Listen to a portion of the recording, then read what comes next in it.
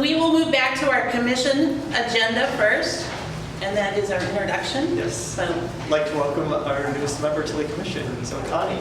Yeah, come on. I don't know if you need me to say anything or. Yeah, anything you want to share with us about? No, I'm excited. This is fun. I put my application in December and this wasn't an issue. Before I even knew I was on the council, I was getting messages. So I was like, I don't know. I didn't even know I was on yet or on the commission. So I'm excited and I love Iowa City. I was born here. Lived here for a total of 40 years of my 50 years. And so love the place and want the best for it. great. Maybe we'll just do a quick round for the other commission members and say, Missy Forbes. Gabe Gotera. I'm Julie Seidel Johnson, Parks and Rec Director. Alex Hackman, our park and last visited was Terry Trublin. Yeah. Chris Oaknight, Hickory Hill. Brianna Wills, Broadway Collar Park. Melissa Saranda, Sycamore Greenway. Great. So next item on is item number 3. We have approval of minutes from the July 13th meeting. So moved. Do I have a second? The only thing is my name is on as absent, and I wasn't available. That was all over. I'll annotate that. Okay, thank you. Great.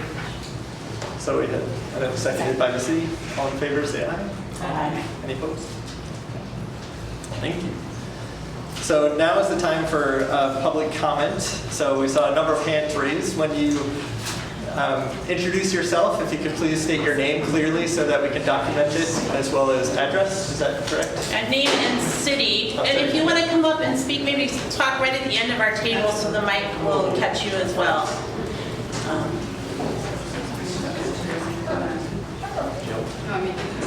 So she's going to help me just show you some things. So yes, I'm Justin Fishbaugh, Iowa City. It's been proposed by the Parks and Recreation Department that the Robert A. Lee Pool be closed. One of the reasons cited for that decision is that it's too expensive to repair. I want to show you that the costs shown in the conditions of pools report do not support that conclusion. What it shows is that the pool and natatorium could be repaired for $579,000, not the $4.5 to $5 million reported to the public. The difference is because expenses for R.A. Lee pool repairs are being lumped into the cost for the entire R.A. Lee building and then reported as the cost to fix the pool. For example, one of the recommended repairs to the RAL building is roof replacement at $1.5 million in the next 4 years. This is a necessary periodic expense that protects the gymnasium, locker rooms, offices, and meeting rooms that are all part of the building structure of the RAL facility, not just the pool. For comparison's sake, the same report shows Mercer Aquatic Center also needs a new roof within the next 4 years at a cost of $2.4 million. So I'll show you how I arrived at the $579,000 to repair the pool by pointing out the specific pages in the report. So starting on page 71, WT Engineering, the group that just looked at the pools, has a table of recommended repairs. Using the most expensive estimate for each of these repairs, the repairs total $471,000. That total includes $80,000 for a surge tank and $90,000 for pool filters, shown on page 72, that are already in the Parks and Rec Department's budget. So on page 61, item 5 says, the City of Iowa City has already budgeted for replacement of the existing surge tank. And on page 62, item 7 says, the report says the filters and surge tank have been budgeted to be replaced. If you jump to 67, item 3 says, staff indicated that the surge tank structure is in very poor condition and budgeted to be replaced. In the back of the report on page 225, the table showing existing capital funding for fiscal year 23, that Robert A. Lee Pool has $640,000 budgeted for the pool filter and HVAC systems. I want to re-emphasize that I have included the surge tank and pool filters in that $471,000 pool repair. Okay, I'm going to switch with my wife and she's going to finish this. Are you starting in 3 minutes? Yes. You're good enough, you're fine. Yeah. Okay, Oh, and was that 30 seconds? That was 30 Oh, I'm seconds. sorry. that was your 30, you're done now. Switch. You asked for the 30-second warning, we were giving it to you. All right. This is really a joke, isn't it? Seriously, this is important information that you should know. When is the time starting? Yeah, it started, sorry. No, start it now. It's started, go ahead. We do the Okay. same procedure that council.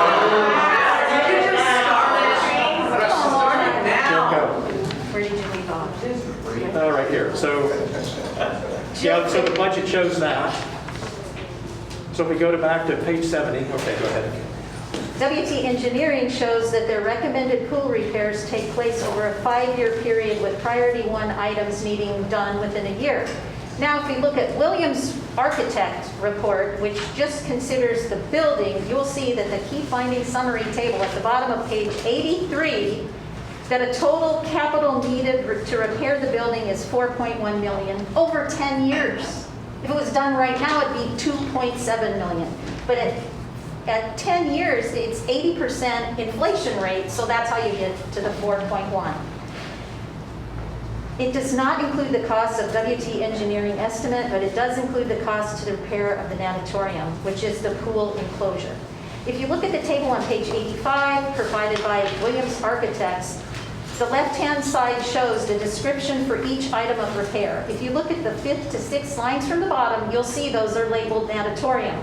If you look at the column labeled priority 1, which is the 5th column from the right, you'll see that the 2 natatorium repairs of $106,000 and $2,000 comes to $108,000. Okay, let's look at these numbers. It's complicated. I'm trying to go fast. You didn't give me my time.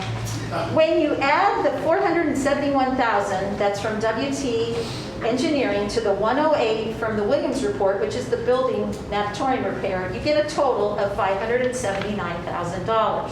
This is nowhere near the 4.5 to 5 million that Very Dunn Consultants reported in their Gather Here master plan, or the 4.7 million that the Parks and Rec Department continued to report, as is shown on page 184 of the repair the pool. So in conclusion, the WT Engineering report says that the RAL pool is in fair condition for its age. It doesn't leak water. If repairs were made, Iowa City could operate the pool for many years for a cost at less than $600,000, which is 8 times less than what's being reported. I recommend making this investment so we can have a top-notch swimming facility that is an important part of our vibrant downtown.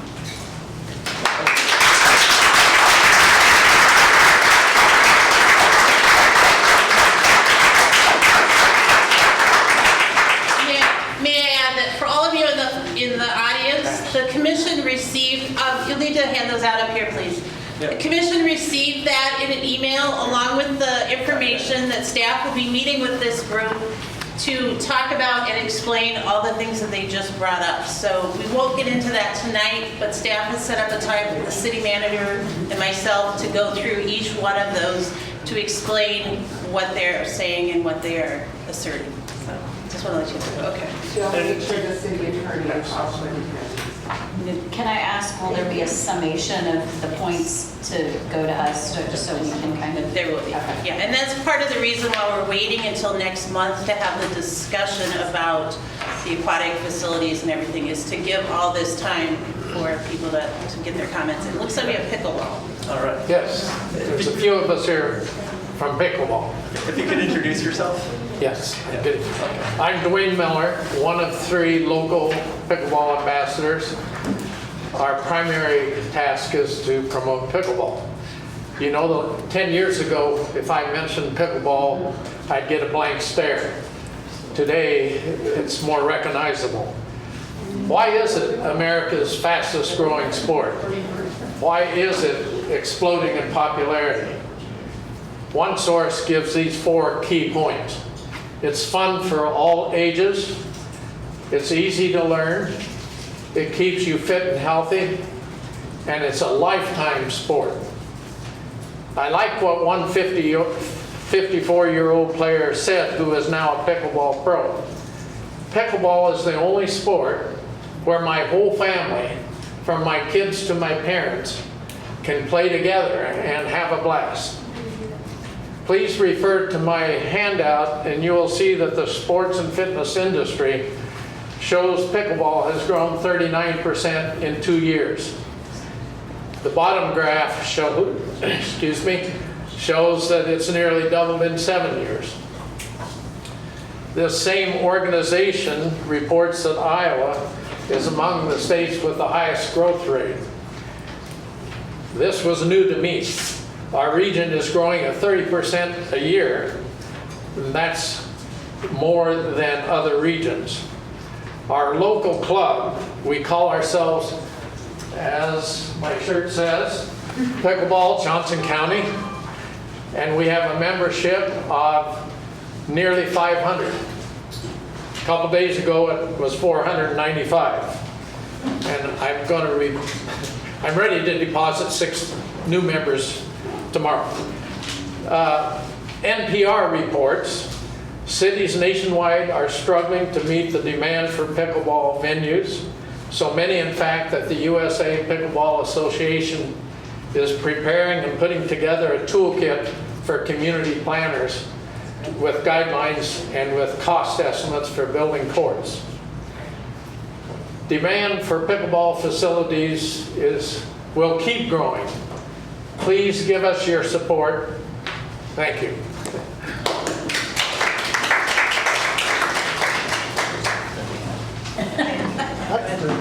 Hi, I'm Mary Ellen Hine. I live here in Iowa City, and I'm on the Pickleball Johnson County Advisory Board. I'm here to talk about the need for new and additional pickleball courts at Mercer Park and in Iowa City. We have 500 members of Pickleball Johnson County. Pickleball Johnson County, we use a program called Playtime Scheduler, where you can sign up on the scheduler, start a game, join a game. And just to give you an example, in the month of July, we had 977 players who signed up through Playtime Schedule to play at Mercer, which averages 31.5 players a day, which is not close to what actually played, because there's a lot of people in Johnson County that play at Mercer who don't belong to Johnson County or Pickleball Johnson County, and they don't use the scheduler. We have a lot of families that come out on nights and weekends. There are numerous young people. We're seeing more young college students, students play. We have church groups that show up. We have medical student groups that come. Friends, co-workers, they all play. They don't belong to Pickleball Johnson County. They don't use the scheduler. So that 922 for the month of July doesn't count any of those. About 3 weeks ago, a bench showed up at Mercer Park, and we want to thank whoever brought that bench because it's been wonderful. We're just wondering, is there any chance the Parks and Recs could find more benches? We don't want new benches. We aren't asking new ones, just benches so we can sit down and put on our court shoes, sit down during the games while we're waiting to play. There are 3 benches at the building in between the 2 parking lots of Mercer Park. I know they aren't the greatest benches. They're cement things with just a bench across, but anyway, they could be moved over to the pickleball courts so that we could use them. Just asking for that. The other thing is, any way it's feasible to make a barrier down the middle of the courts. Balls are going across and people are tripping and falling, and we don't want to have broken bones again from that. We have one gentleman who very easily took wood slats, put plastic across them, stapled them, and he connects them to the open gates. And is there any way we could do that just down the middle and leave them there? We're asking for that. The other thing is we're having a problem with wasps. And I talked to Stu yesterday, and he's out of wasp spray. We had a gentleman from Pickleball. We do everything ourselves over there. I've killed poison ivy. Thank you. 30 seconds. You have 30 seconds. Any way we could get wasp spray when I'm not there, a lot of people don't bring it, and just fill the holes on the gates of the fence posts so that we can keep the wasp away. Those are the things I want. We need more pickleball courts. I know it's in the plan, the master plan, but we have 8. 3 tennis courts, maybe 1 gets used the entire time we're there. Could we get 12 pickleball courts? Thank you. Thank you very much. Okay, just to remind everybody, what I'm doing is, whoops, sorry, now it's really good. What I'm doing is when you have 30 seconds left, that's when I raise my hand. And that means you have 30 seconds left. We also just passed out my business card, so if you don't hear the question asked that you want to ask and you don't want to ask it tonight, you are certainly welcome to send me questions via email, and we'll do like we did last month, which we combined all of those and answered them and sent them back out. It won't be till Monday, as I will be out of the office for a funeral the next 2 days, but that is another option if you have questions that don't get answered tonight, that you can email them to us, so. I was able to do half the work. Oh, okay, they gotta go get, they're in my, one of my drawers. Okay.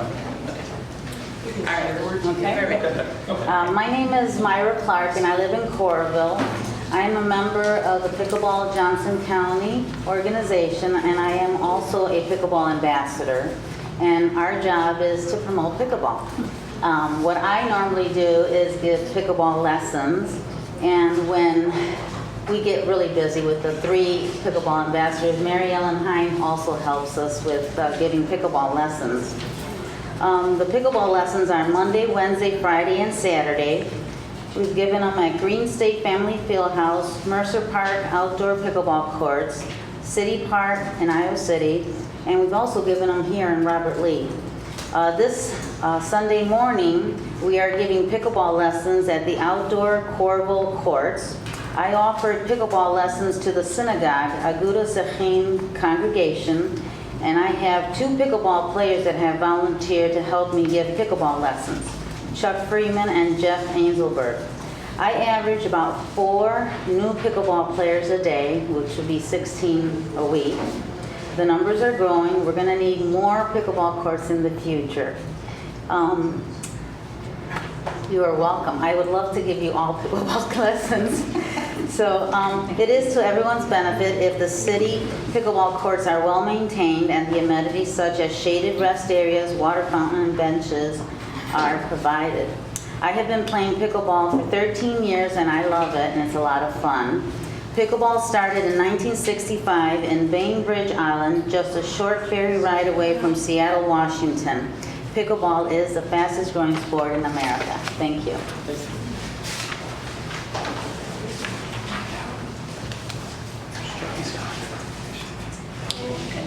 My name is Jim Broffett. I'm also pickleball, USA Pickleball Ambassador. I'm sending a handout around. I want to tell you about some pickleball courts in Alabama where I go to visit family. There are 2 cities right next to each other, Auburn, home of Auburn University, and Opelika. And it's just like very similar to in size and makeup to Iowa City and Coralville. I don't always know which city I'm in. They're right next to each other. In Opelika, 3 years ago, they built 12 pickleball courts. It's a state-of-the-art facility. There are 3 rows of 4 courts each. In between those rows, they have an aisle with benches, and you can see it in that first picture on the handout I just sent around. That's a great convenience, something we need at Mercer Park. It's a place for players to congregate between games. We don't have that now, and we'll have 30, 40, 50 people there at one time playing to play. And they got to stand on a court, so we can't use that court because there's no place for them to stand or sit, actually.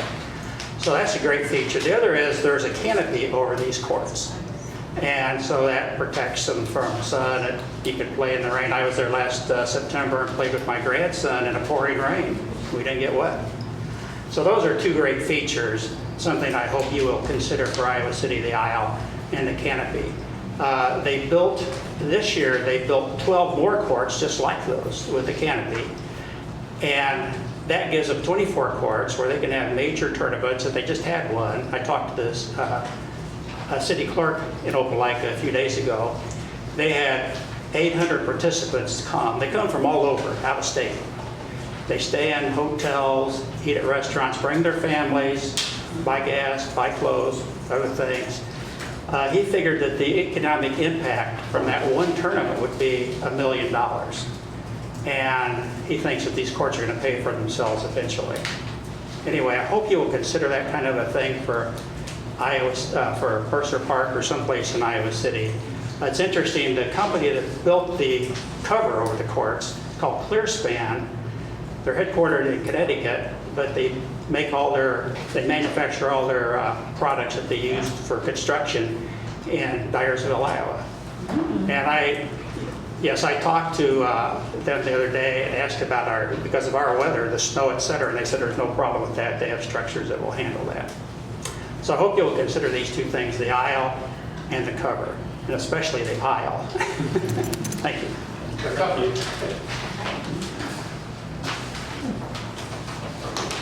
Hi, my name is Anna Stapleton, and as a 36-year RAL pool user, I'd like to address 2 points. First, pool users would like hours at RAL pool reinstated, and I have a constructive solution. Restore hours so the RAL pool is open from 6:15 a.m. to 6 p.m. like it was for years, until hours were slashed in January. If staff encounter a shortage of lifeguards, one excuse I was told last spring, move lifeguards from Mercer to REL for the 9 to 11 a.m. shift and 1 to 6 p.m. This would be a fair solution for REL pool users since we have been inconvenienced for months. At the Parks and Rec meeting in March, I explained how the decrease in REL hours prevents many people from using the pool, especially those who swim in the afternoons after work and school.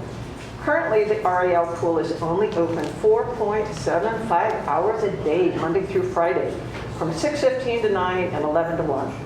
As the Gather Here Recreation Facilities and Programs Master Plan explains, aquatics ranks #1 above all other program enrollments, and for indoor pools, a downtown central location, quote unquote, is preferred. Please reinstate REL pool hours this month.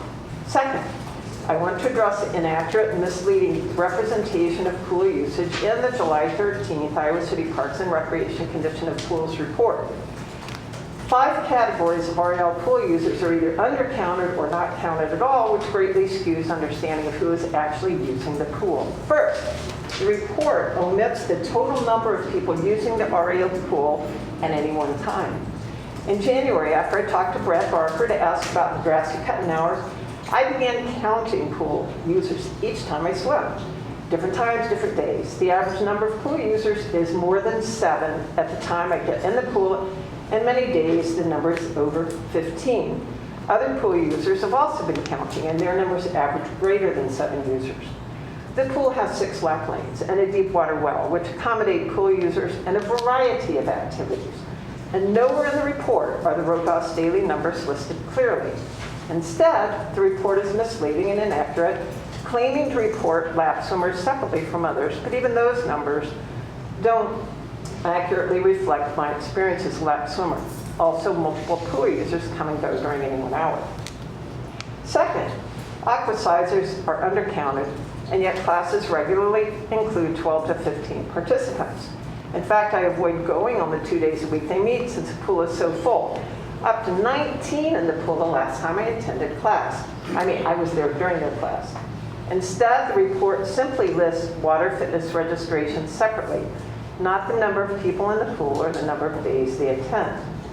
Third, no pool numbers are included for Sunday evenings. That's your time. Thank you. Thank you. Hi, I'm Jack Stapleton.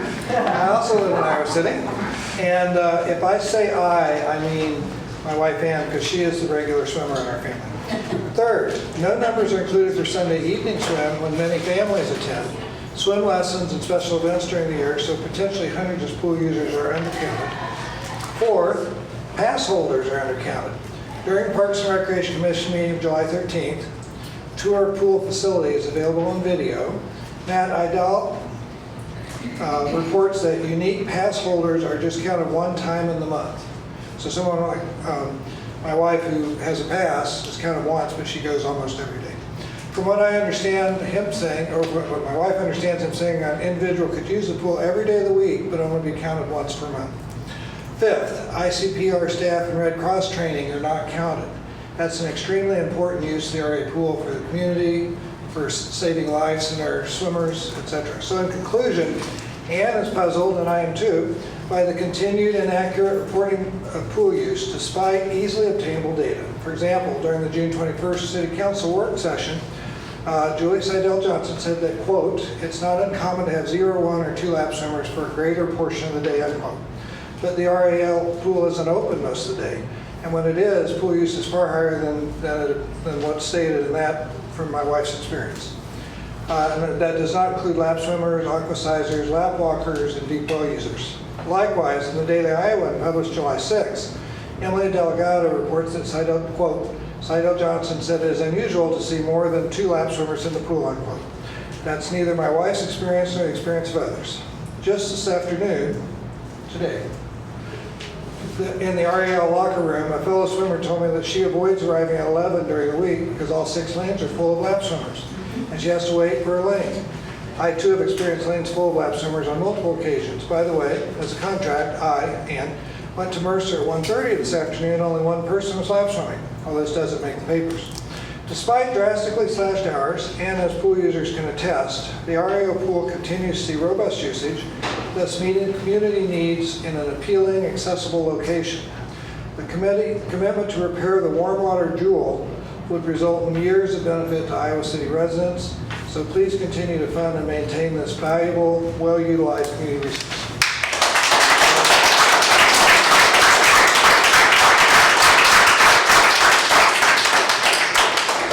Hi, my name is Karen Crane, and I am speaking in opposition to the plan to move indoor aquatic activities to Mercer Pool. And I want to address 2 specific issues. One is scheduling.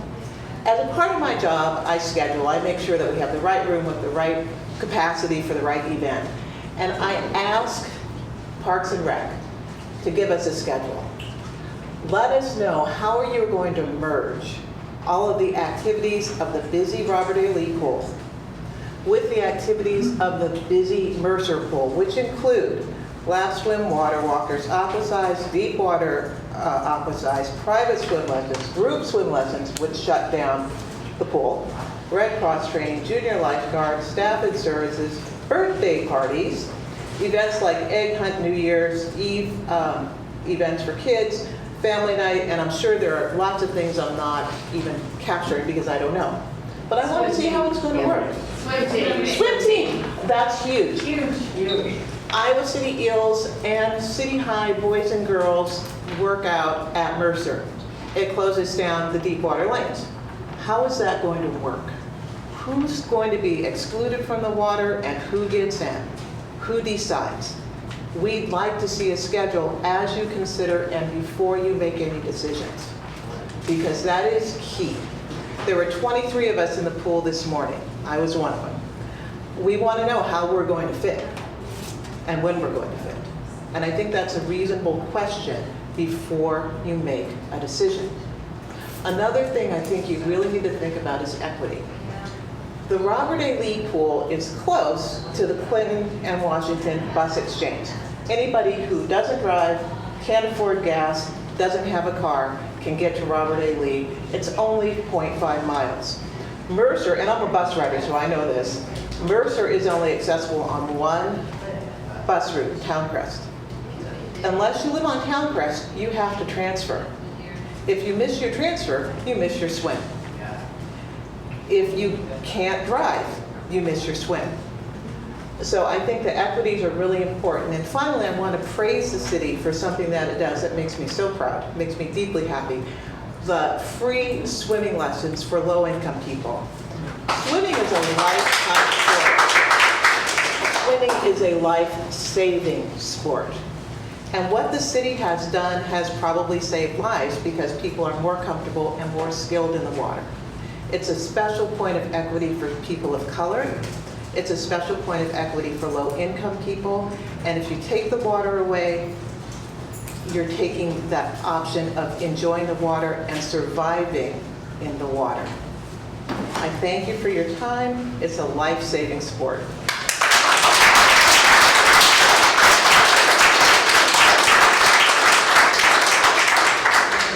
Hi everybody, my name is Dan Katalinich and I live on 5th Avenue in Iowa City. I'm an avid, very passionate swimmer and I'm supporting maintaining our facilities, Robert A. Lee, which I affectionately call the tub. I love jumping in there after coming here when it's super cold in the winter. And I swim 3 times a week at City Park Pool, which is just a gem. But first of all, with regard to Robert A. Lee, just to echo the previous speaker's comments, I think if you support diversity, equity, and inclusion, you will repair this pool and not fill it in. Just because of what she said, there's such a greater density of people who can access this pool. It's very affordable. And having been a past president of the Iowa City Eagles Swim Club and a City High swim parent, I can also attest to how many hours Mercer Park is closed to everyone. And when it's closed for swim meets, nobody gets in to do anything. And that is very uninclusive, and we need to have a facility like this that's warm, it's welcoming, it's accessible, and it can be enjoyed by so many people in the central part of our community. So you can't replicate it. This is a location, location, location. And I think if you care about those people and you believe in diversity and you believe in equity and you believe in inclusion, then you will fix Robert A. Lee and not fill it in. City Park Pool, I've swum all over the world in pools. It's a gem. The oak canopy with that large current platform that we have, that configuration, should not be changed. I completely agree we should accommodate something that has a zero depth, because that's the way you get kids to feel safe in the water, because they can enjoy it at their own speed, and something like that would be an incredible addition. I've been in the locker rooms, and I'm the only one there many times, all times a day. Those locker rooms were designed for a different demographic. They could be 30 seconds. Okay, thank you. They could be reduced. You could get real estate from the locker rooms. It's so important to maintain the historic and aesthetic aspect of the original footprint of City Park Pool. Add something to bring more people in, but do not change that setting, which is really, really world class. Thank you.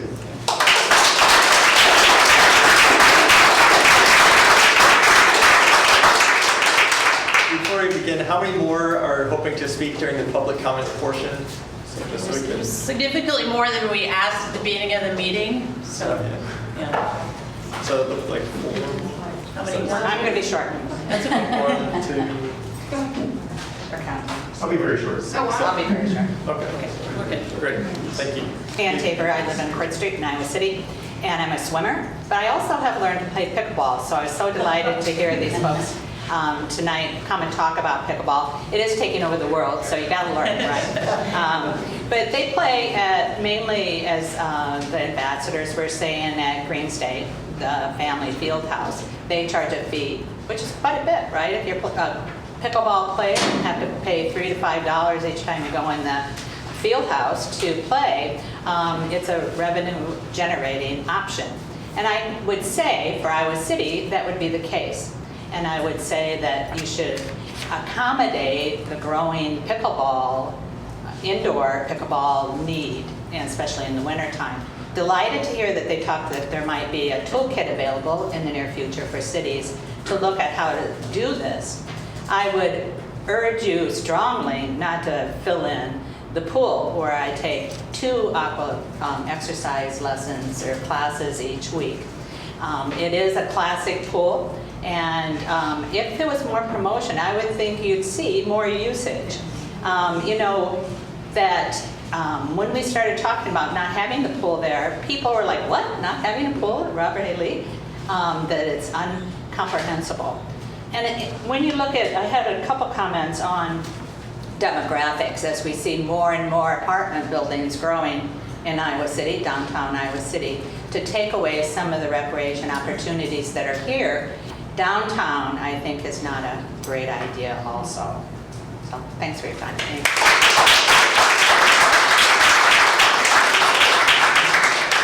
My name is Susan Melliker, and I was one of the letter writers of the letters that you guys have gotten. I'm sorry the pickleballers left, because I was going to give them a nod and say, I have a lot of friends that play pickleball. I've never played it because I've been a lifelong swimmer.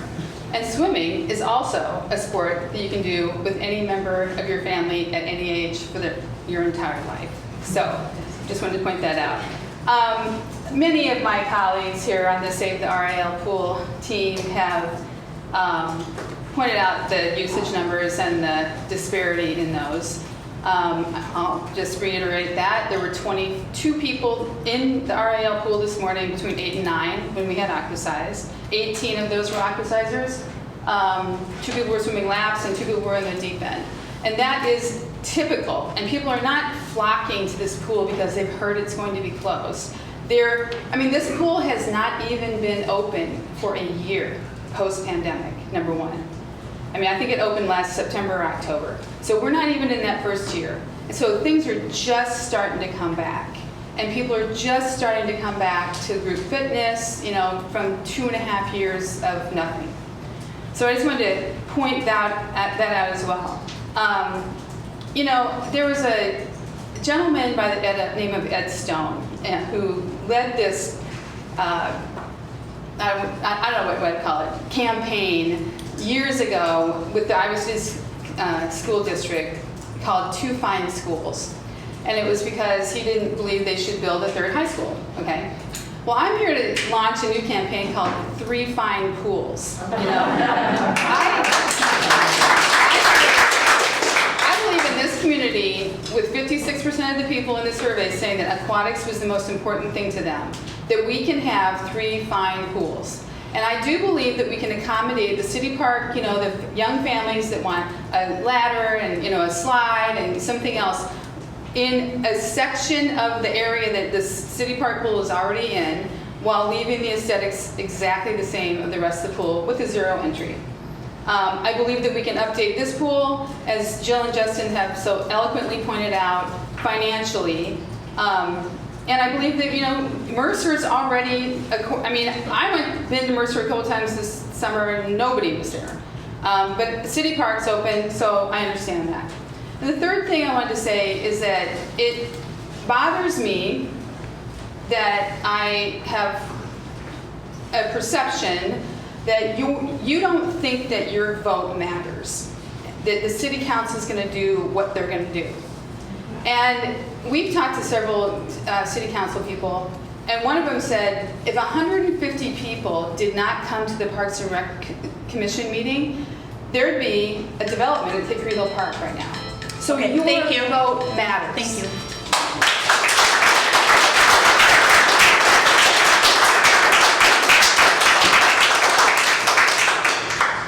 Hi there, I'm doing show and tell here. My name is Amy Kretkowski, and I live here in Iowa City, and I am an equal opportunity swimmer. I swim at the Robert A. Lee, which I love, and I'm here to express my support for please keeping this pool, don't get rid of this pool. I also swim every summer at the city park pool, and it's the thing that makes summer here in Iowa City so incredibly, incredibly special. I would just like to reiterate what Sue just said. I would like to reiterate what Karen said about come up with a schedule, because if we're going from summertime, essentially in the summer, we have 15 lanes between the downtown Robert A. Lee and the city park pool. It'll go down to 3 lanes for lap swimming. That's not going to accommodate all the current swimmers who use both pools. So just please think about that. There was this question of accommodation and usage came up at the July 13th pool tour. And the response to the question was that the data of the Robert A. Lee use suggests that current use could be accommodated at the 2 pools if an addition is added at Mercer. So the problem with that is twofold. First, we all know about the concerns with the data about the Robert A. Lee usage, number 1. Number 2, what's the second pool? What is the second pool in that response? Because if Robert A. Lee closes, City Park Pool is only open in the summer. There are no 2 pools. Then there's only 1 pool open year-round to accommodate all the lap swimmers in this town. So please keep. This is our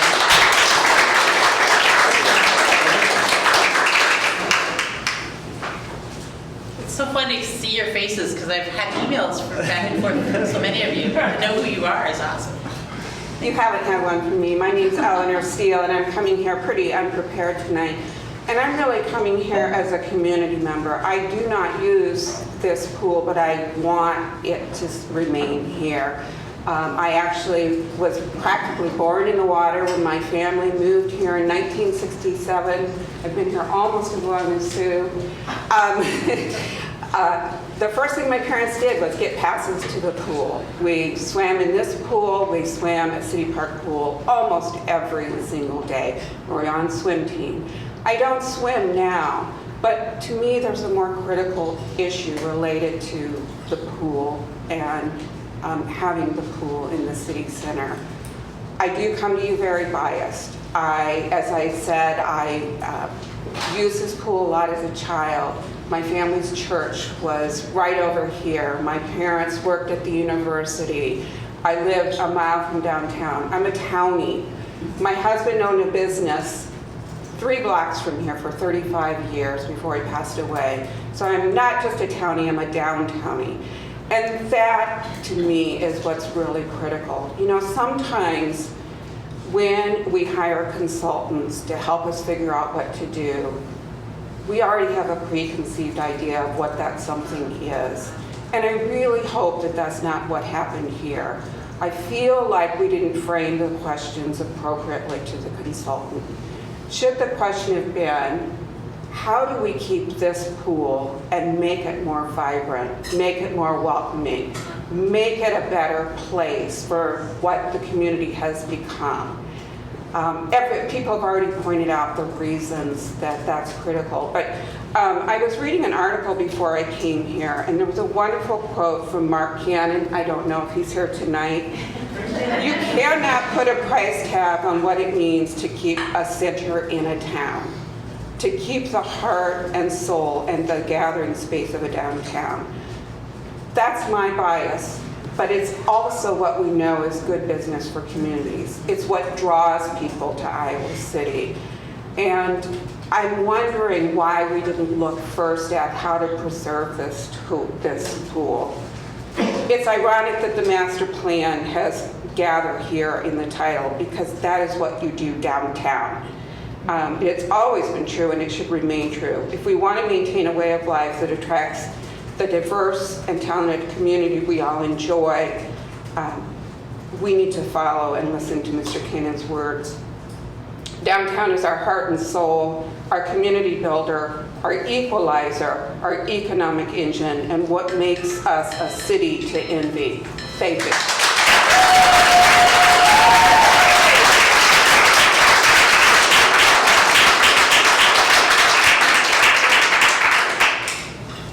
Hi, my name is Mitzi Reed. I live in Iowa City. I'm very anxious up here, so if you can't hear me, please let me know.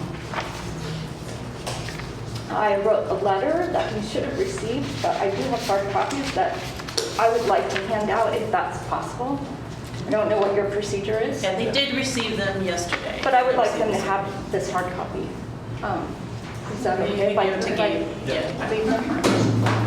Thank you. I'm one of those people that was drawn here.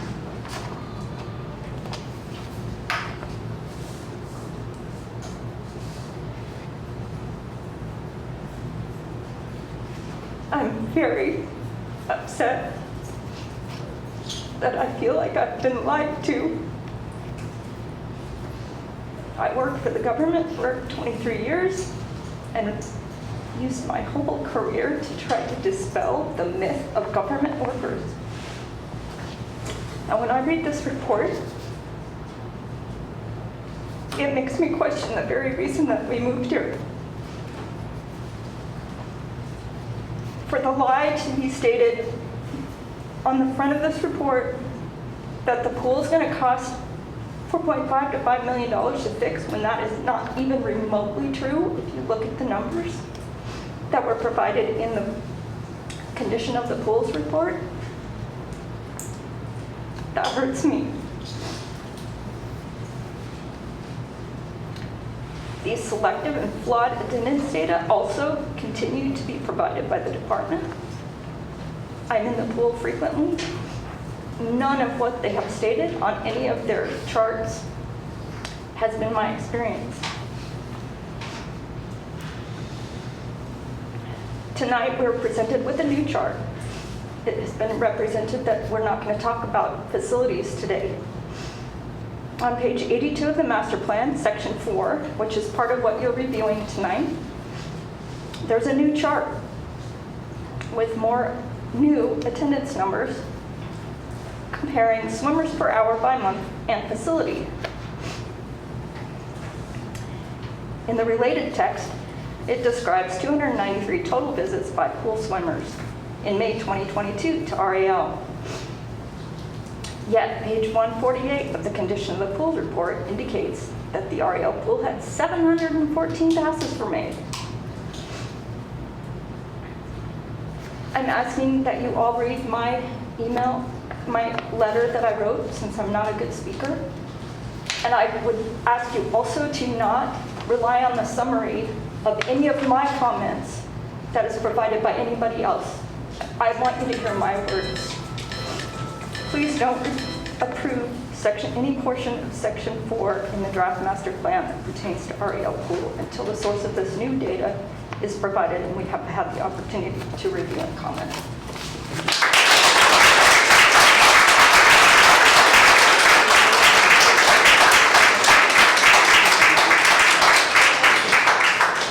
Hi, my name is Rachel McPherson. I also hadn't planned to speak. I just learned of the meeting 2 hours ago, but I'm so fueled by my fellow Iowa Cityans showing up and reciting poetry like Iowa City is known to do.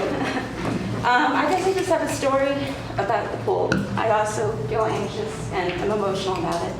But these are the pool passes that I didn't know about it. My 90-year-old friend, Gretchen Rigovan,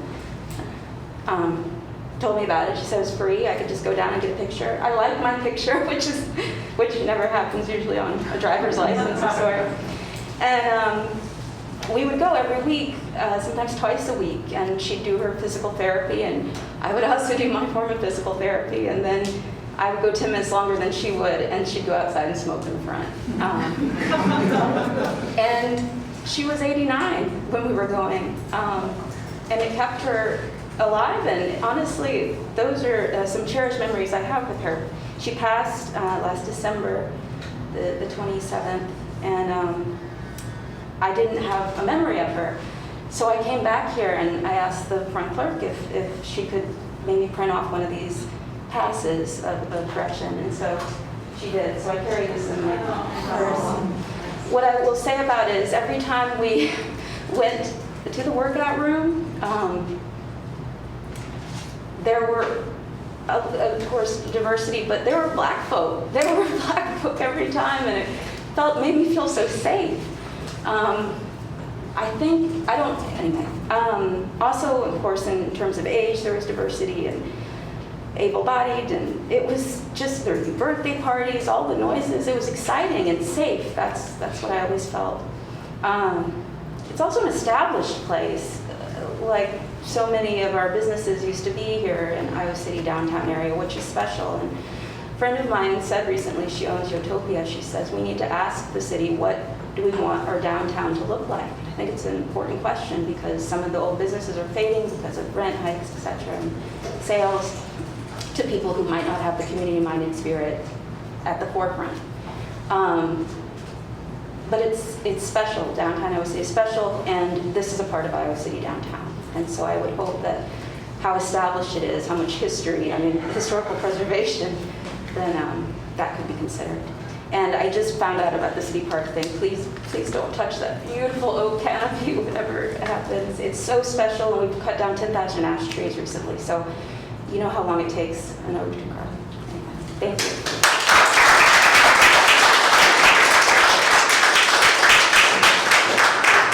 Just to clarify, there is no recommendation to close down the building itself.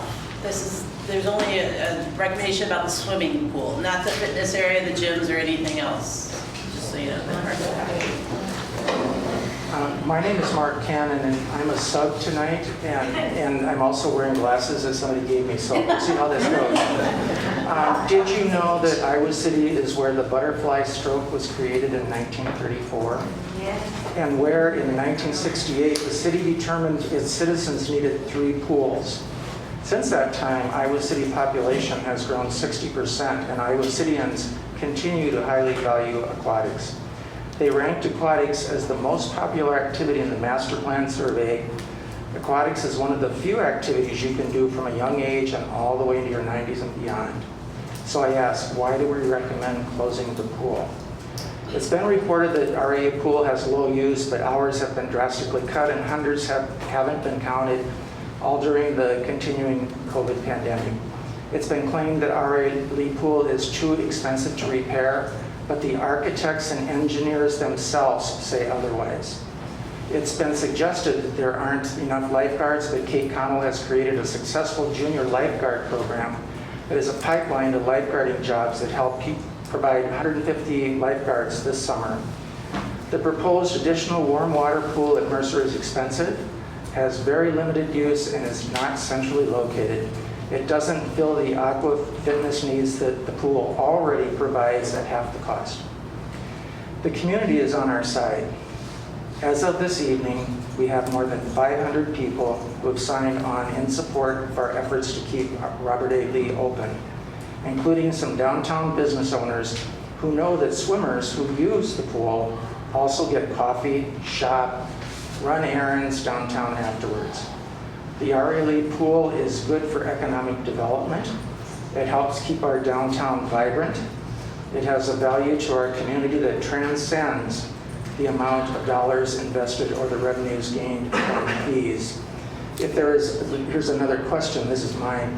If there is only one pool and it has to be maintained, think of the winter now, what happens? Where do people swim? Okay. Finally, Iowa City is a town that loves to swim. We need our 3 pools. Please continue to fund and maintain the RA Lee pool. Thank you.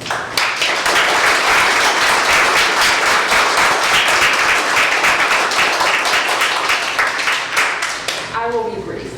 My name is Marcia Belzero. I'm a Coralville resident. I have been paying non-resident fees to come to this pool since 2005 or 2006 because it is the only pool in this area that I can do what I want to do, which is be in the deep water. During that time, we have a 92-year-old who comes and is with us and has been there since 2005 and 2006. I don't know if you understand what a vital part of maintaining my personal physical health, social contacts, and mental health coming to this pool every day. Finally, since you have stable hours, I've been here Monday through Friday for 90 minutes every day until I had surgery. And there are always more than 2 to 3 people in the pool. This feels like an adversarial position. It's us against you, because I will say what people think, what people that I've talked to think, is the decision is already made to close this pool. And that it has been. The resources and the commitment to the deep water aerobics has waned even before COVID hit. I mean, it's just a continuation of what had already started. And Mercer does not meet the needs of those of us who are using the deep water. 5 feet is inadequate. If you have arthritis in all your joints, you can't vigorously exercise in 5-foot water. So I've been going to the City Park pool since the 80s, and with my children, it is the most gorgeous outdoor pool I've ever been in. It is just a special place. So I'm hoping that Robert A. Lee stays here, because a lot of us who really need this facility are going to be impacted. And I hope that City Park pool, because of the beautiful pool that it is and the incredible resource, is left alone.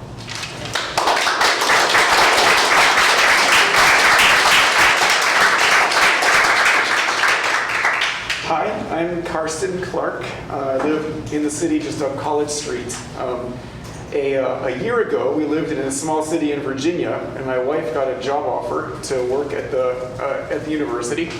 And the first thing I did was look at a map. So we are, I'm very much in favor of on foot and bicycle. I don't want to end up like my mom ferrying my kids around all day long in a car. And I have two 6-year-old boys. So I looked at the map and I said, good news, love. We have on our, if we move downtown, which is what I want to do, we have on our walk to work, we'll have a grocery store, a library, and a swimming pool. So that's just a data point for you. And I want to echo the location thing again in terms of, I think more than a grocery store, more than a library, swimming pool might be the thing that most equally draws everybody who lives within the radius of where it is. And I just love that feeling of being in a place where I'm meeting all the people who live near where I am. Thank you.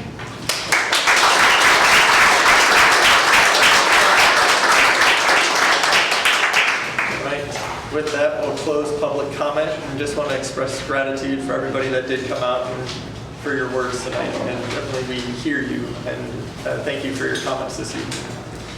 So we'll now proceed to the next item on the agenda, which is item number 5. So the 2022 REAP grant.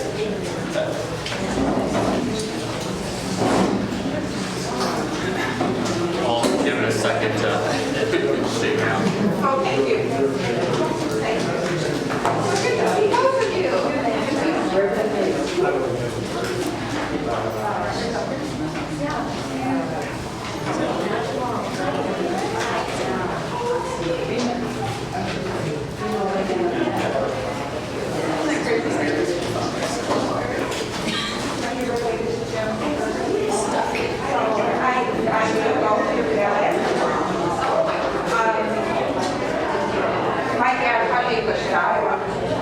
Well, Tyler, I'm going to turn into a pumpkin at 6:30, so speak loud.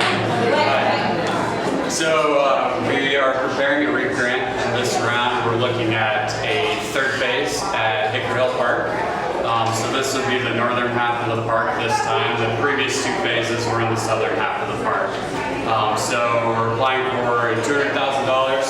100,000 of that is restoration of woodland and savanna, so 15 acres of savanna, 38.5 acres of woodland, removing invasive species and such, going back with beneficial native species reseeding, replanting some seedlings in some of those instances, and then we're also looking at improvements to 3 of the stream crossings. So we're better able to provide access across those without erosion. For first off, hikers, second off, equipment to be able to keep the maintenance up in these this new area plus other areas that have been in other REAP grants, and then also emergency access. The fire department would be able to get in with their side-by-side little vehicle as well if there was some sort of emergency in that, and increase response time. So that's kind of the plans. The grant is due real soon here, so we've already had it go through the Johnson County REAP Committee. They all had good things to say about it, so we're hopeful for it. And when will you hear back after submission, or what is it? Do you remember? The third and fourth meeting in September usually. Yep. Last year was a little later because they delayed because of census data, but yeah, And I think historically we often hear about it in a few weeks and can't tell anyone, so probably like mid-October before it gets announced. Yep. Any other questions? It's probably the last one in Hickory Hill, right? This is phase 3. We're nearing completion of restoration of that park, which when I came 6 years ago, we walked in and said, this is never going to get done. This is huge, and how can we do it? But REAP funding has made it possible, so that's been good. Is this the new area? Are we talking? Yeah. What's the status of that? So we will get it, just not until I think the road and some of the public utilities are accepted for that development, so it could be a while, but it will eventually be a part of the park. Okay, so there'll be maybe another phase to kind of incorporate that somehow, probably? There'll first of all be a master plan process, just adding in that section, and then that will It may not be a REAP grant, that would probably be some of the park neighborhood open space funding that we received from the development, or actually we recently had that. But it may not be a grant, but it will get done. That section is not as full of invasive species like the others. That's a lot more hay field right now, so Yeah. it's a little less expensive to deal with up front than some of these other tasks. Good question. Anything else? Appreciate it. Thank you, Chad. Next item for Brett. I can, or I can come on here.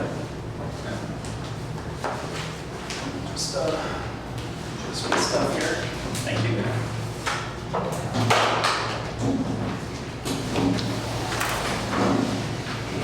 Thanks. Okay, so I wanted to talk a bit about the draft recreation master plan, sections 1 through 4. The one that I really want to talk about today, that I'm going to have most of the data that I want to share with you all, is in section 4. So that's going to be our recreation program review.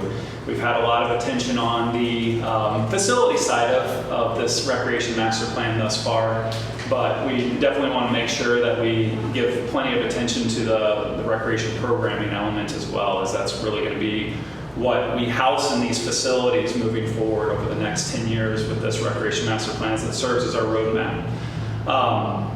So one element that I really want to talk about with this is when we first launched this recreation master plan, we knew we had aging facilities. We knew that we were very aware to the fact that a lot of our programs weren't necessarily meeting the needs of the community in a lot of ways. We knew that the people that were coming to our facilities were utilizing our programs, and that's great, but we knew that we also weren't reaching a lot of people through various communication methods. We knew that a lot of people weren't participating in our programs. We knew that people didn't even know about parks and recreation, and we want to better understand the community. And so part of this project, when we took this on, was to ensure that it was rooted in equity. That we wanted to not only hear from the people that utilize our facilities and utilize our programs, but we want to hear from people that don't. And we want to find out why is that the case. So the sections 1 and 2, so I'll kind of talk about some of the different things. So when we, with the DEI initiatives and some of the measures that we took to make sure that we included everybody's voice in this project, when we took this on, we made sure to talk in depth with the people that had submitted proposals to us to take on this project. We wanted to make sure that they were completely on board with a lot of the things that we were wanting to do from a community engagement perspective to make sure that we were addressing everybody within the community. And the group that Barry Dunn that we ended up hiring for this project definitely had the same mindset as people that had served in the Parks and Recreation field for a number of their years in their career. They kind of had the same mindset moving forward, and so that was something that was important to us. So the overall goal of this project is to prioritize resources to provide aquatic and recreation facilities and programs that are equitable, accessible, and responsive to the Iowa City community. So a lot of what we did. So section 3 is a lot of the community engagement findings. Section 2 is the demographics, and we have covered that in previous meetings. Yep. So I wanted to make sure that we're not in depth, right? So I want to make sure that we're not covering that too much, but I know that we may have some. We have a new commission member here, so I wanted to speak to you at least a little bit about what we did. So with the methods for engagement, the first round, we had a statistically valid survey. We hired a firm that was in addition to originally what our proposal was, to make sure that we had a statistically valid survey that we could supplement the other engagement that we were gathering for this project. We then opened that survey up. Once we collected the appropriate amount of data, we opened that up to the community to be able to partake in that survey as well. We had focus groups. We had 10 different groups about 10 different groups from various backgrounds. Some of them utilized our program, some of them didn't. And that was a big thing that we wanted to reach out to different community organizations to find out why they didn't participate in our programs and what we could do to make it more inviting. We had pop-up events in person. We had about 17 of those, and then a couple at the library. So we made sure that we got out to different parks, different areas of the community to talk to people in person. And then we had a social pinpoint website that had a variety of different surveys for both users and non-users. Then of course we had the round 2, which had the open house, which is our in-person gathering feedback, and then the social pinpoint website that had some surveys. That was our virtual element. Let's make a note. So Chris, you have to leave at 6:30. Oh, you do actually turn into a pumpkin at He does. 6:30. So we will not have quorum, so we will have to wrap up by 6:30. Okay. So we will lose Good to know. quorum at that Okay. point, so. So we had 2,000. Yep, no, that's good. So we had 2,000 separate touch points from all that engagement. So a lot of different people participated in this. So the recreation programs assessment, we wanted to identify program strengths, weaknesses, and opportunities for program direction in the future. So that was what was guiding this recreation program assessment part of it. So first thing I want to talk about is the program menu. So we have our different core program areas. So the program menu is essentially referring to the programs that we offer throughout the course of the year. If you look at our activity guide, it's got all the different activities that we offer. We do 3 seasons of that. That's our program menu. And so looking at the core program areas, it's a lot of the usual suspects that you typically would find. And there's a lot of programs of wide variety contained within those core program areas. Other service amenities talks about the athletic fields that we utilize, dog parks, rental services. We have rental services over at Terry Trueblood. Those would be the different types of other services and amenities that we offer. Service formats, typically a drop-in format if people are coming to swim or if they're going to play basketball. Those are typically our drop-ins. Most of our programs that we do that we're going to be referring to today refer to the pre-registration numbers. So people that are enrolling in our programs, because that's where we actually have the data to show how many people we have. And then events is another type of service format that we offer. So the program inventory, that's kind of referring to the core program area and comparatively to national benchmarks, national standards comparatively to a lot of parks and recreation departments within the country. We're pretty much on par with the number of different core program areas that we serve. Some places offer different ones, like childcare is an example of something that some people might offer. Extreme sports might be another example. We don't offer those types of things, but comparatively, we're pretty much on par with having the same number of core program areas. They just might be different from department to department. Program distribution. So when we talk about aquatics being a highly programmed area, 50% of the programs that are offered are in aquatics. So that's a lot of our, what makes up most of that is we have a lot of different classes for aqua fitness. We have a lot of swim lesson classes. So if you think about lesson 1 or level 1, that's one program. Level 2, that's another program, so on and so forth. So that's kind of what makes that number maybe a little bit bigger. But it is definitely a big part of what we do from a programming perspective. Youth sports takes up about 14%, so 225. So one thing I should note, this is based on 2019 numbers. When we did the data analysis and looked at all the different programs, most of what you're going to see here in the data analysis is from 2019, because that was really the last year that we had a full year without cancellations and COVID and all of that. This year will be our new normal year, hopefully, but 2019 is what we're using. So age segmentation. So we can break up the programs and who they serve into those different segment groups. Most of our programs are in the youth category, so 84% of our enrollment-based programs serve youth. The benchmark nationwide typically is more in the 60 to 75% range, and so that's definitely something for us to note as we move forward, is how do we maybe make that a little bit more balanced. We've already taken some measures to increase the number of active adult opportunities that we have for the community. And there's some different things in there too where we're trying to balance that out maybe a little bit more.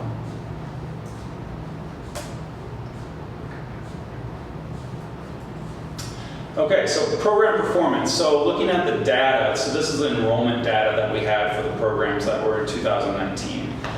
We ended up having 10,090 people sign up for programs of various sorts in that year.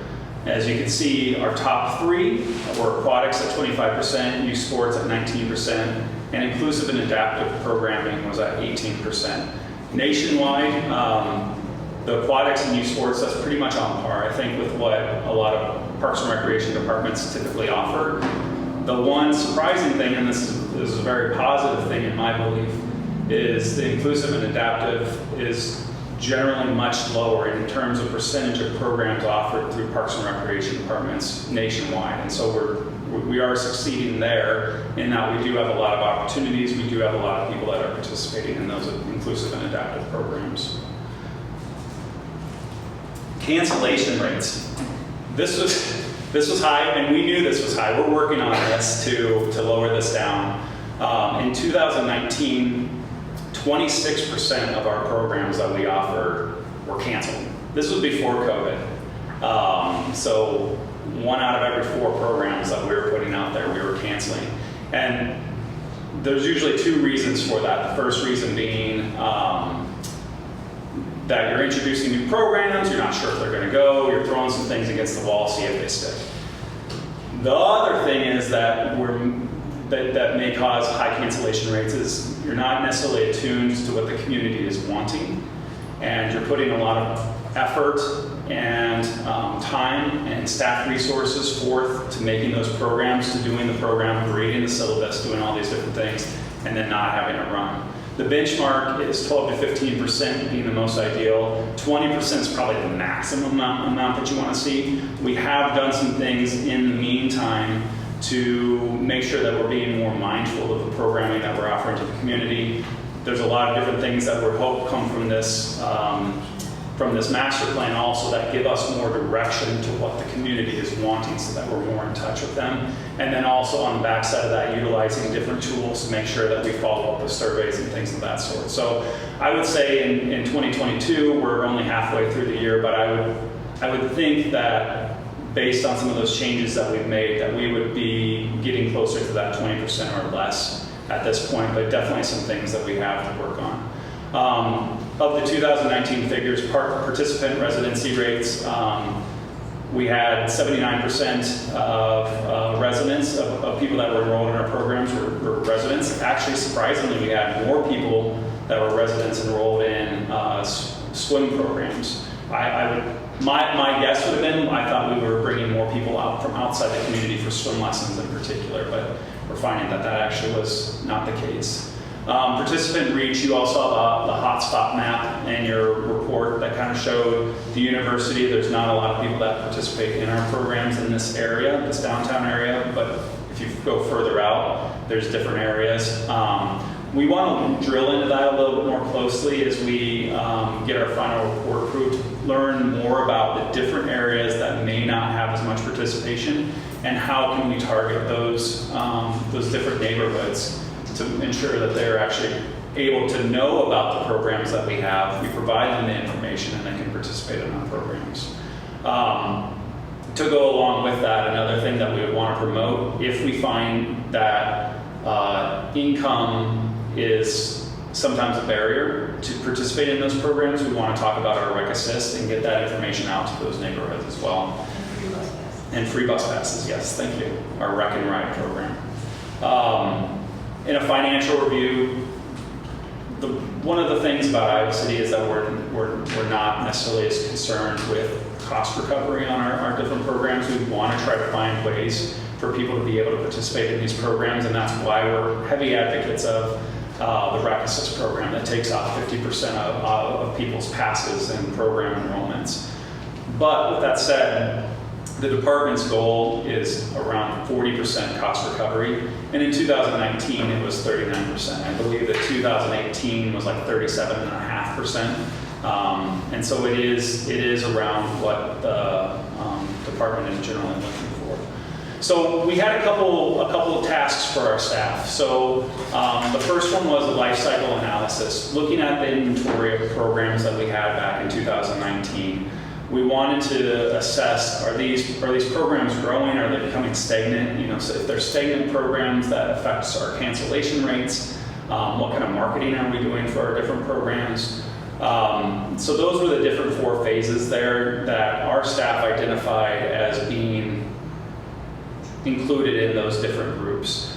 The majority of programs should typically be in the growth and maturity stage, and our programs, 62% of our programs align with that.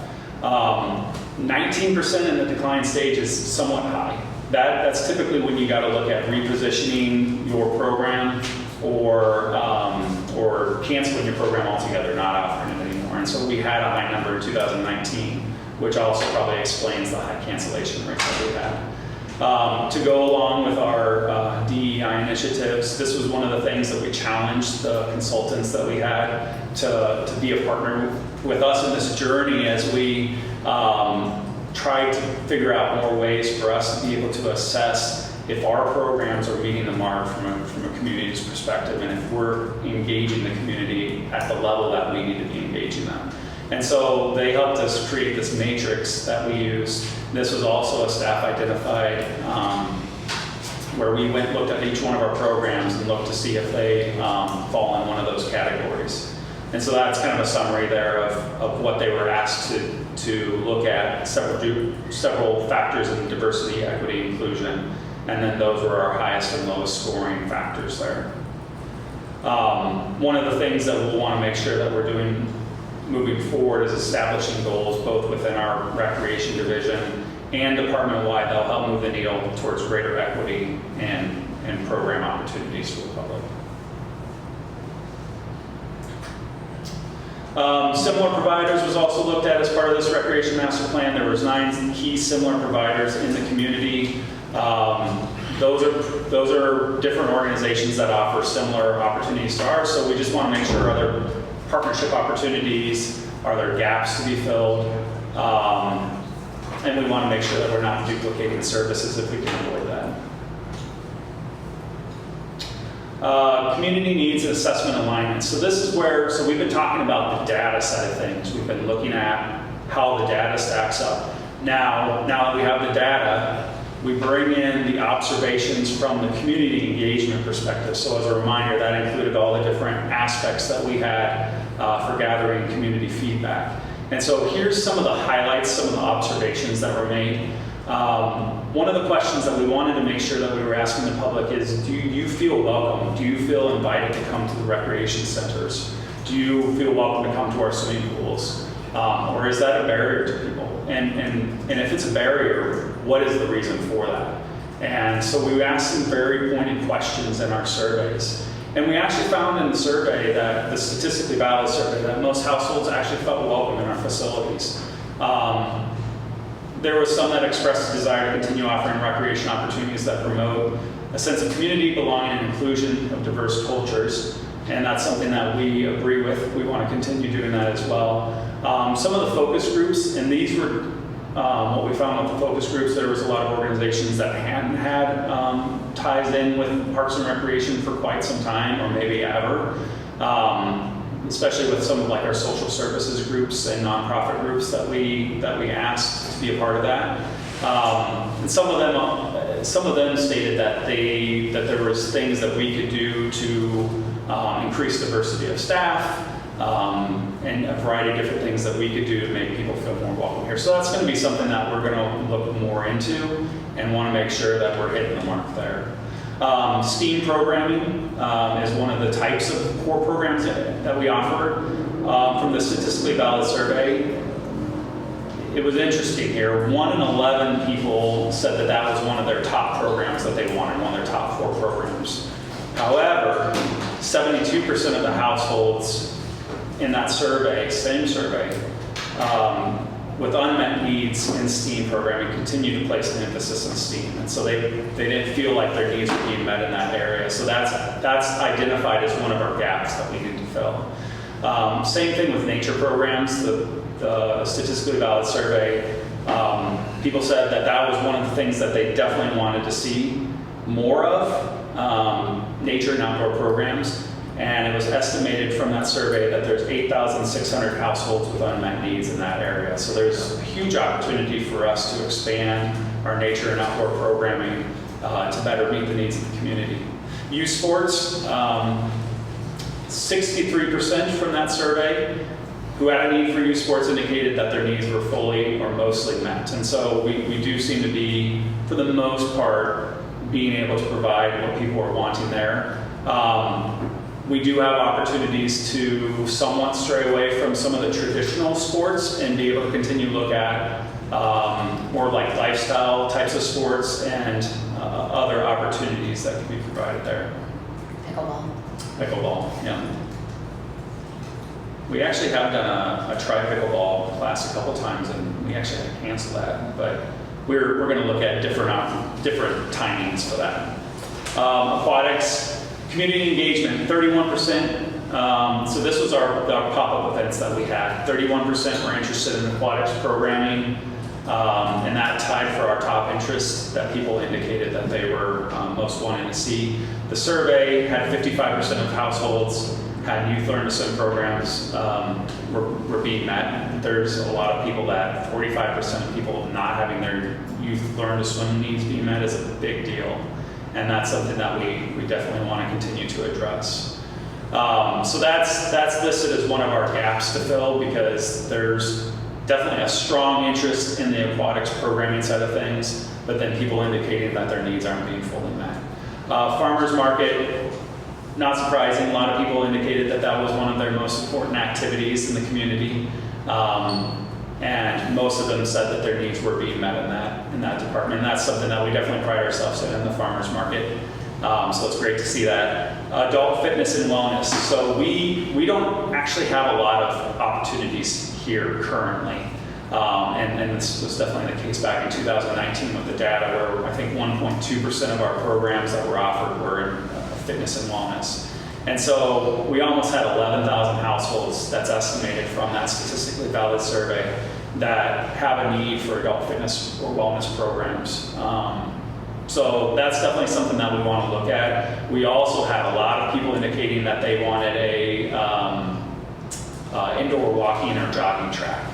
And so that was definitely something that we were looking at as well. Inclusive and adaptive recreation. So even though our number is high there was a lot of people.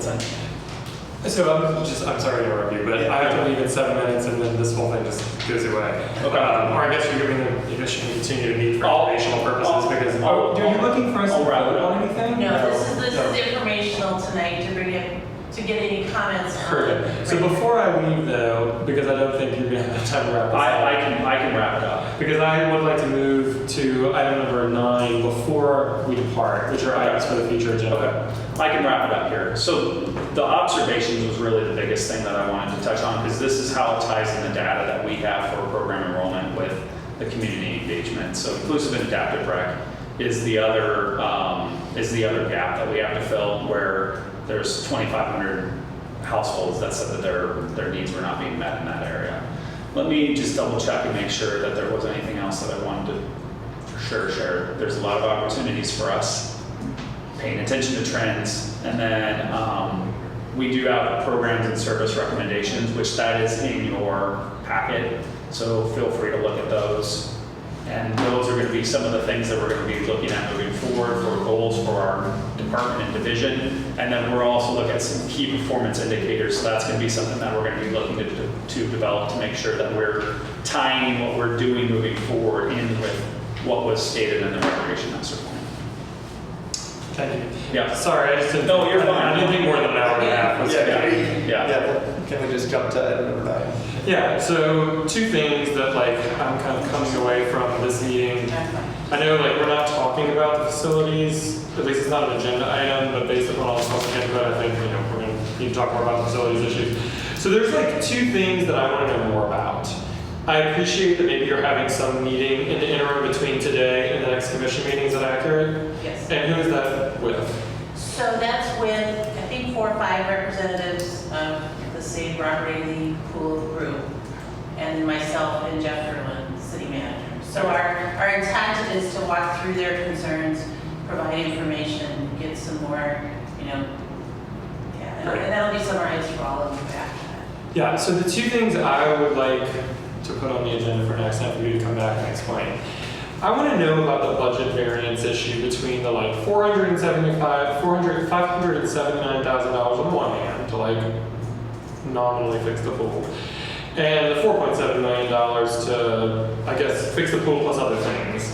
So like, I just want to understand a little better, like where one comes from the other, how possible it is to do one versus the other, how integrated they are. Like, you can't really fix the pool unless you also fix the roof, unless you also fix the foundation stuff. Like, I just want to know more about that. We will definitely have it all laid out so that it's understandable and you can see where all that, and we'll go over that in our meeting on the 20, whatever it is, with the group too. So rest assured, we will explain all of that. The other thing, and I don't know like whether it's possible to come to some resolution on this, but there seems to be like some conflict over utilization data. Yeah. So I can explain one quick thing about that.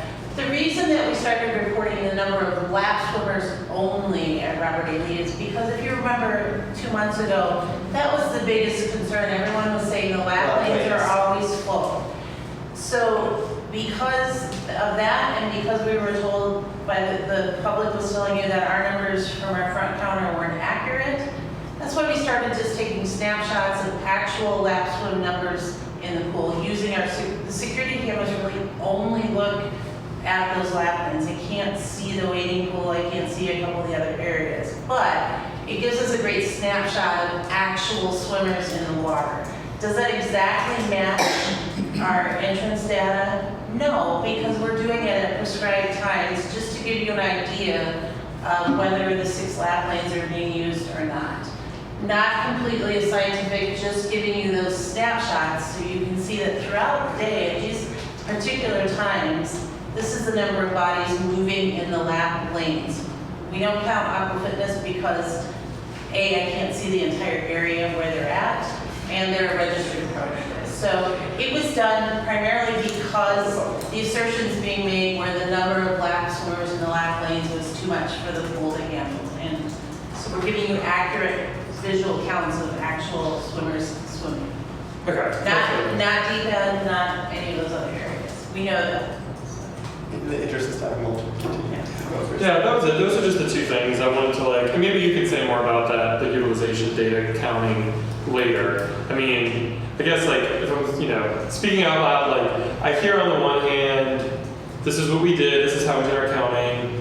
I hear on the other, like, well, but actually when I'm there on the ground, this is what I hear. And I'm trying to kind of like balance in my mind.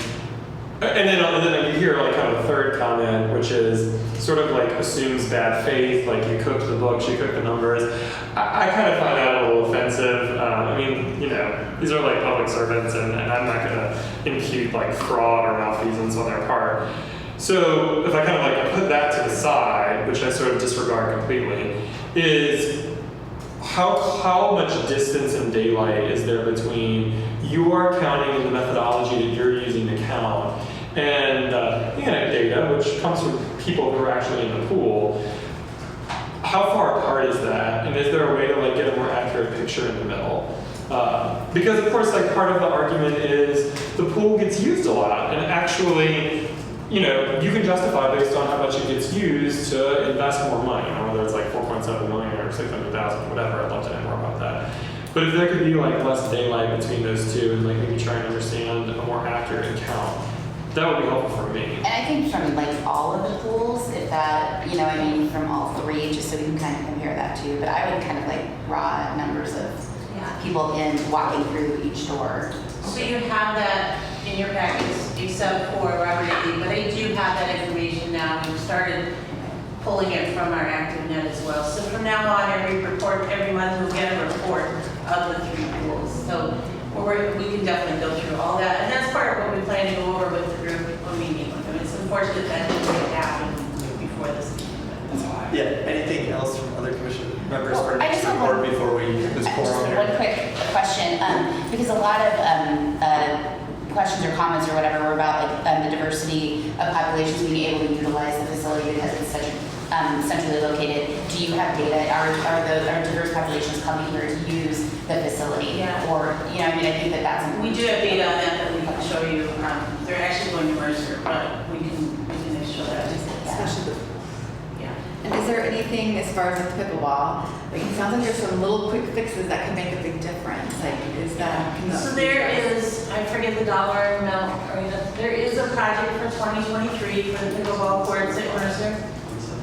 I think $175,000 for both tennis courts at City Park and Mercer, and then an additional $950,000 for the athletic fields at Mercer, the baseball fields. So our intent is to put those projects together so that we can hopefully have a little more for pickleball. We understand there's issues there. They aren't that old, of course, but obviously there's issues. So can one somebody of go out there and spray the wasps now? I